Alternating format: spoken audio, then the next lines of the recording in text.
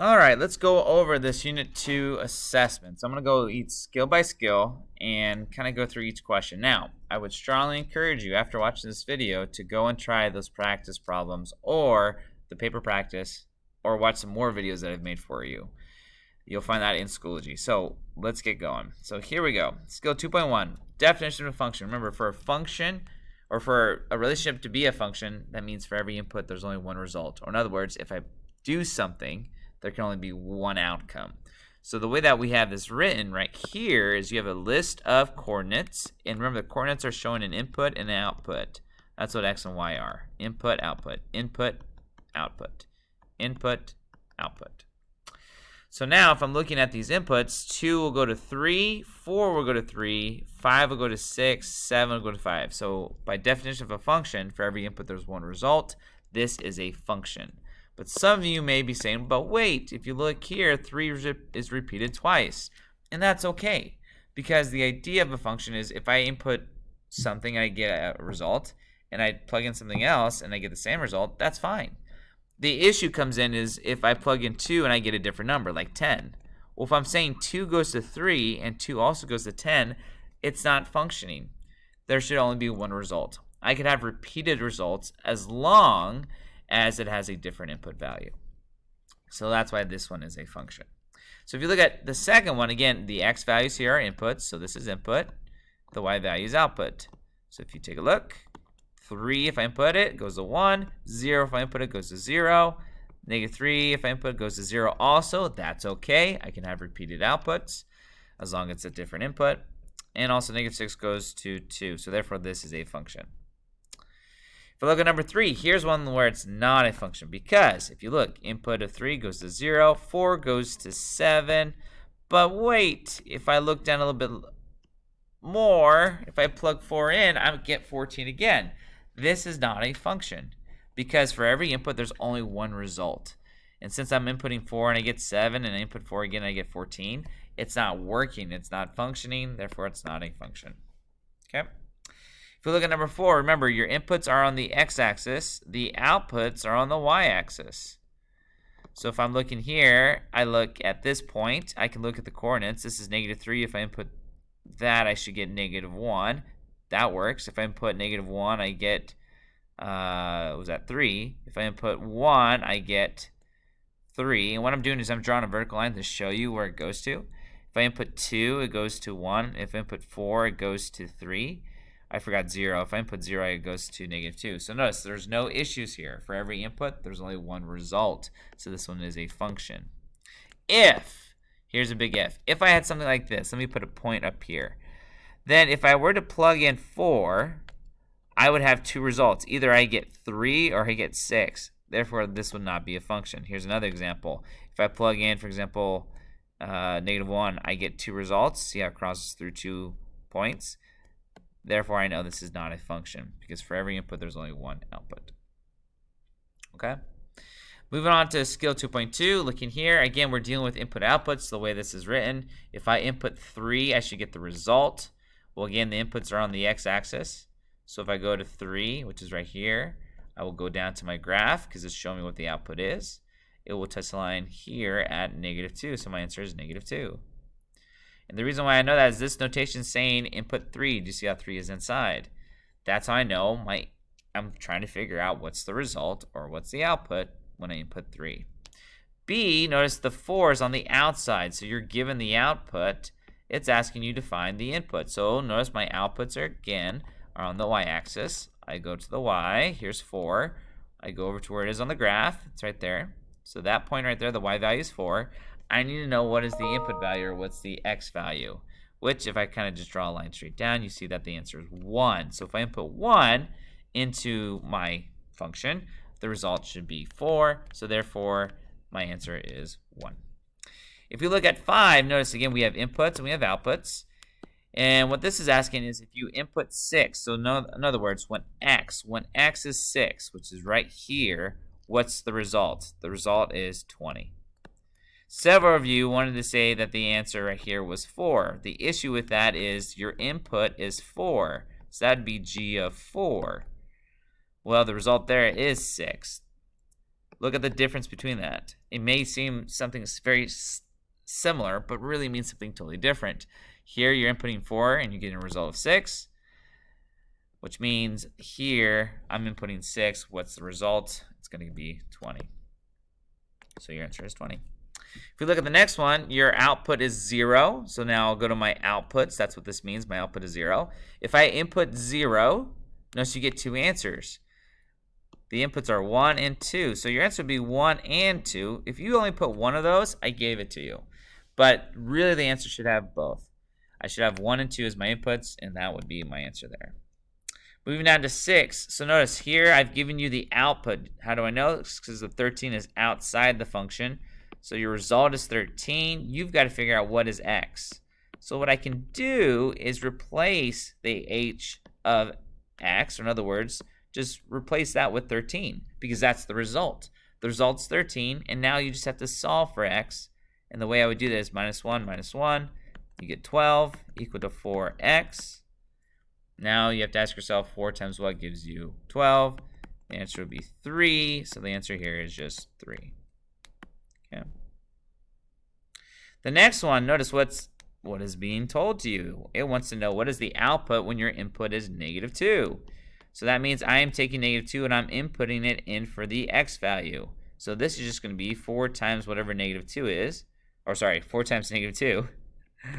And that gives me -8 plus 1, which is -7. So when you see a number inside the parentheses with this notation, that is your input value. In this case, we're simply replacing the input value with x, because again, your x is the input. That's it. If we look at 7, again, the situation is saying Aiden is an Uber driver. His fee in dollars for each passenger, how much he charges for the passengers on a certain day, can be modeled by this. So if we look, their fee is in dollars, N is passenger. So how would I read this? The fee charged with an input of passenger. So if I tell you the passenger, can you tell me the fee? That's really what this is. So the input is passenger. So this is the input. And then the result is the fee in dollars. So what does this statement mean? Well, this would mean the fee would be what? Well, they've given us 8. That means on passenger, the 8th passenger. The fee for passenger 8 has to be less than the fee at passenger 4. Or in other words, it'd be B. Aiden earned less money for his 8th passenger than he earned for his 4th passenger. That's literally what this means, because 8 is the passenger. Several of you chose A, which there were more passengers who paid 4 than there were who paid 8. I get why you would choose that, but again, you're not interpreting what the inputs are. It's vital that you think about what the inputs are. In this case, it's passenger, so therefore, notice they're saying paid for. No. The input is 4, or in this case, 4 passengers, and this is also 8 passengers, so therefore B is the only one that makes sense. Okay? Again, if you want to talk more about it in person, feel free. I'd love to do it with you. Just let me know. So now skill 2.3, to find the slope. All I wanted was the slope. I didn't want the equation. I just wanted the slope. To find the slope, you need to find some nice points. That's where the vertical and horizontal meet, like right here. But what we're looking for is that on this line here. So if I'm looking, I see a nice point here, the actual y-intercept -3. And if I keep going up, I see another one here. And if I keep going, I go here. Some of you want to say this was a nice point. The only issue with that is you don't know if it's 7.5. You're not sure. That's why you want to go with the vertical and horizontal line where they meet the line. So now I have my 3 points. I just need 2 of them. And now I can figure out what the slope is, because slope is rise over run. Or in other words, how much did it change for the x's? You can see that here in the triangle. This went 1, 2, 3, 4, 5. And this went up 1, 2.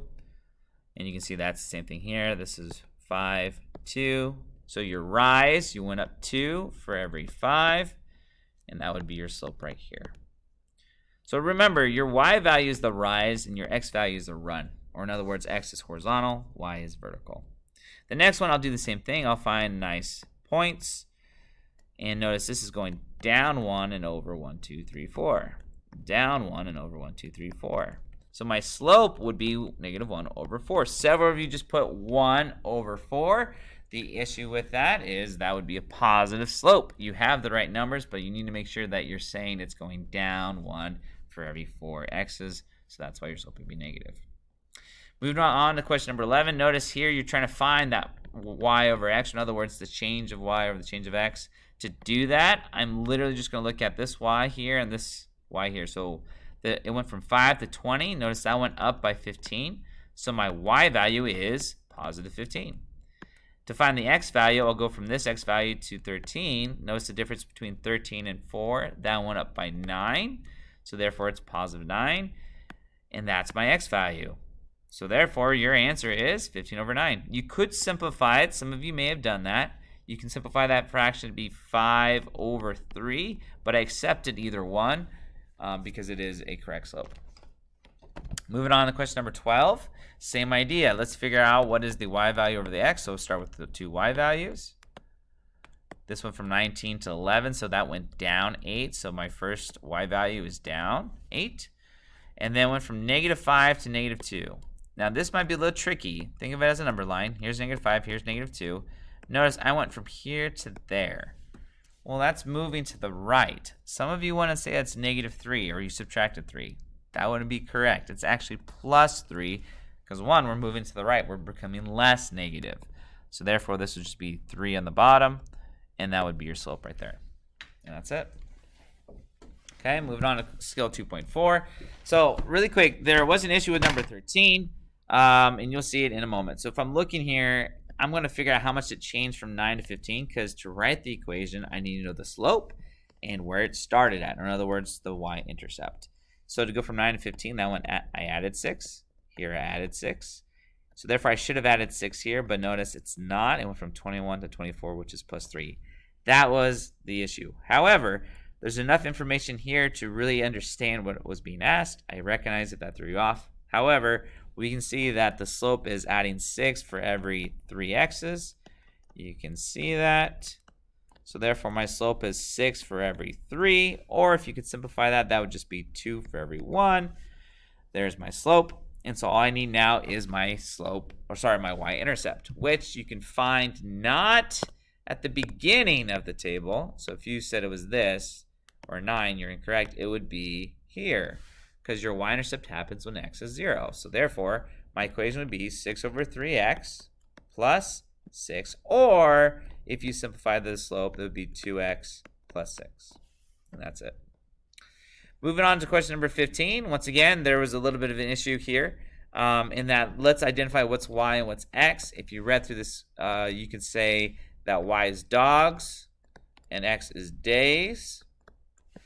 So now if I'm reading this correctly, I know it's a little easier to see on mine than probably on yours, but it says we start with 10, which we'll get to in a little bit, because I'm looking for the slope. Every 4 days, he gets 3 new dogs. So that means we're getting 3 dogs, that's the y, for every 4 days. There's my slope. So this is 3/4x. And now notice it started with 10 dogs, so that would be plus 10 here. If that is what you had and it was marked wrong, please see me. There was a little bit of an issue with their grading, and I will fix it. But if that's what he had, please come talk to me. Moving on to 14. Notice here, it's very similar to the last one. I'm looking at what this means, and I'm thinking of it as a story. In this case, I start with 10, and how's it changing? It's going down 3. So that means I'm going to start at 10. I'm going to go down 1, 2, 3. That's 3 y's for every 1 x. How do I know? Because -3 is the same thing as -3/1. So my slope is simply down 3 and over 1. There's my line, and that's all I needed there. Some of you wanted to go to the left. Remember, meaning you went down 3, then you went over this way. If you did that, I'll just kind of sketch really quick. Notice your slope is positive. We want a slope that is negative because the slope literally is negative. So again, we read left to right, especially with our graph. In this case, we're losing 3 for every 1. The next one, the slope is 2/3. Notice I'm starting at -2. That's my y-intercept. So therefore, I come here, the y-intercept start at -2. And then I'm changing 2 y's for every 3 x's. So I'm going to go up 2 and over 1, 2, 3. Up 2 and over 1, 2, 3. And that right there is my